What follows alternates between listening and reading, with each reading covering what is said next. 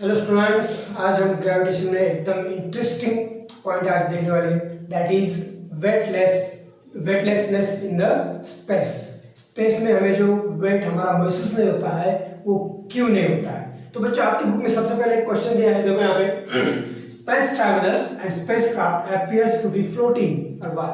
तो बच्चों, आपने बहुत सारे वीडियो में देखा होगा कि जो स्पेसक्राफ्ट है या फिर वो जो एस्ट्रोनॉट्स है वो हमें लगता है कि फ्लोट कर रहे हैं, बराबर है, ऐसा दिखता है हमें। तो ये जो फ्लोट करते हैं, तो ये फ्लोट कैसे करते हैं, इसके पीछे क्या रीजन है।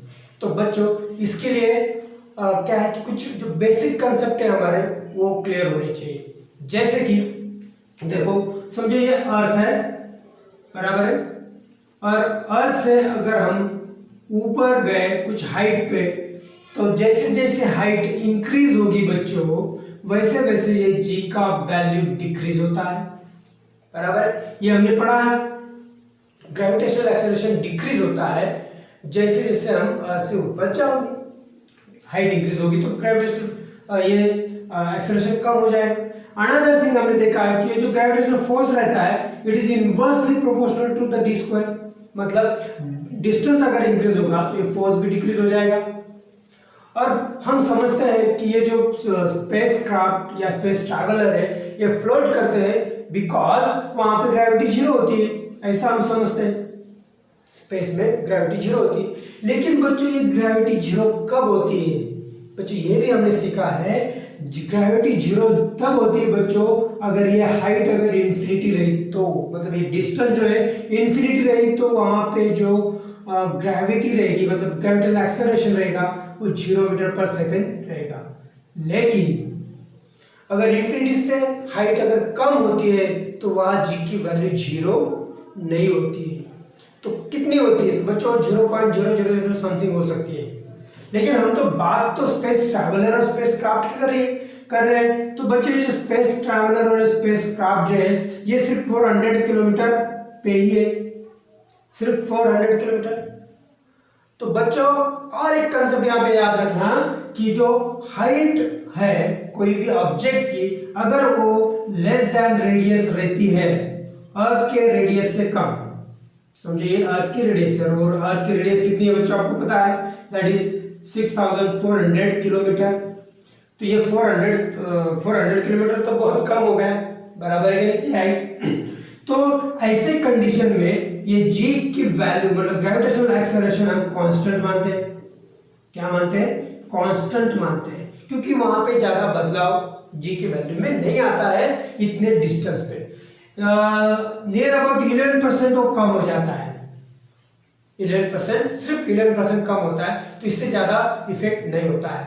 मतलब ये जो फ्लोटिंग की हम बात कर रहे हैं तो वहां पे ये ग्रेविटेशनल एक्सेलरेशन बहुत ज्यादा ही रहता है बच्चों। तो ये 0 तब होता है जब इन्फिनिटी पे जाता है, तो इन्फिनिटी नहीं गया है। तो इसका मतलब ये है कि जो फ्लोट हम कर रहे हैं बच्चों, इसका रीजन हाइट नहीं हो सकता, हाइट नहीं हो सकता। फिर इसके पीछे क्या रीजन है?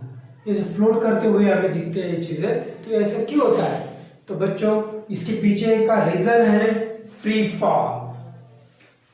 तो बच्चों, ये जो फ्री फॉल है इसकी डेफिनेशन हमने प्रॉपरली पढ़ना चाहिए था, या फिर अगर पढ़नी होगी तो आपको समझेगा फ्री फॉल क्या रहता है। कोई भी ऑब्जेक्ट अगर मूव करता है, क्या कर रहा है? ऑब्जेक्ट मूव कर रहा है under the influence of gravity alone. Gravity alone, सिर्फ ग्रेविटी के इन्फ्लुएंस पे ही कोई ऑब्जेक्ट मूव करता है। क्या कर रहा है? मूव। फॉल की बात नहीं कर रहा मैं, यहाँ पे मूव करने की बात कर रहा। अगर कोई ऑब्जेक्ट अगर मूव करता है सिर्फ ग्रेविटी के इन्फ्लुएंस पे, तो उसको कहते हैं फ्री फॉल। तो बच्चों, ये जो स्पेस ट्रैवलर और स्पेस क्राफ्ट है बच्चों, आपको पता है कि अर्थ के अराउंड वो क्या करते हैं, एक स्पेसिफिक ऑर्बिट में, एक सर्कुलर ऑर्बिट में वो क्या करते हैं? मूव करते हैं। क्या कर रहे हो? मूव कर रहे हैं। और बच्चों, वहां पे वैक्यूम है और सिर्फ ये जो फोर्स है इनके ऊपर जो फोर्स है वो सिर्फ कौन सा? ग्रेविटेशनल फोर्स एक्ट, बाकी दूसरा कोई फोर्स उन पे एक्ट नहीं हो रहा है। तो बच्चों, ये जो मूवमेंट है ये ट्रू फ्री फॉल रहती है क्योंकि ये वैक्यूम में हो रही है, तो ये ट्रू फ्री फॉल है बच्चों, ये याद रखना, ये ट्रू फ्री फॉल है बिकॉज सिर्फ ये जो ग्रेविटी का इन्फ्लुएंस उन पे हो रहा है, ग्रेविटेशनल फोर्स उन पे एक्ट हो रहा है और वो कंटिन्यूअसली क्या हो रहे हैं, मूव हो रहे हैं under the influence of gravity लो, और वहां पे वैक्यूम है तो बाकी दूसरा कोई फोर्स उन पे एक्ट नहीं होगा, तो ये कंटिन्यूअसली मूवमेंट जो रहते हैं बच्चों उसको ही फ्री फॉल कहते हैं। ओके, सिर्फ जो ग्रेविटी के इन्फ्लुएंस के अंडर होता है, तो ये ट्रू फ्री फॉल है। तो बच्चों ट्रू फ्री फॉल हमने देखा है वो वैक्यूम में होता है। समझो एक फीदर है ऐसा छोटा सा, समझो एक लीफ मैं कहता हूँ, लीफ लिया और एक बड़ा सा स्पीयर लिया, तो बच्चों अगर उनको फ्री फॉल, अगर वैक्यूम में इनका फ्री फॉल करेंगे तो ये दोनों भी चीजें एक साथ ही नीचे आती है, ये हमने पहले ही पढ़ा है, ठीक है।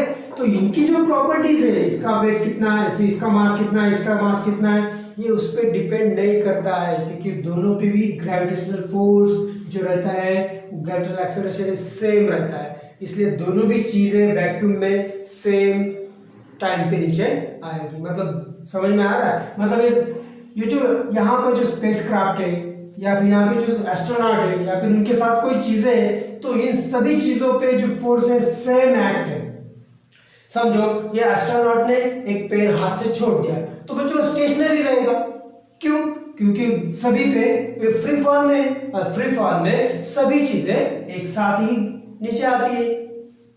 ये तो बात समझ में आ रही, तो इसलिए ये स्टेशनरी रहता है क्योंकि सभी पे जो ग्रेविटेशनल फोर्स है सेम एक्ट हो रहा है और वहां पे वैक्यूम में फ्री फॉल में कंडीशन में वो है। तो ये होता है रीजन बच्चों, ये जो फ्लोटिंग का रीजन, तो ये फ्री फॉल होता है, ठीक है।